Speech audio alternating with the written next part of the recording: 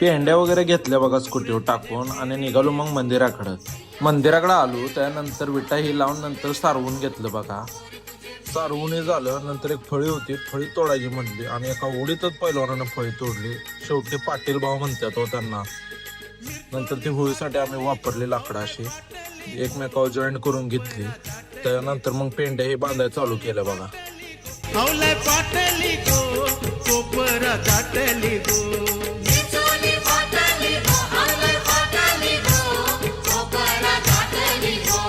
चिंताना परली गो हवलय परली गो पाटीचे बंधवाना चिंताना परली गो हवलय परली गो पाटीचे बंधवाना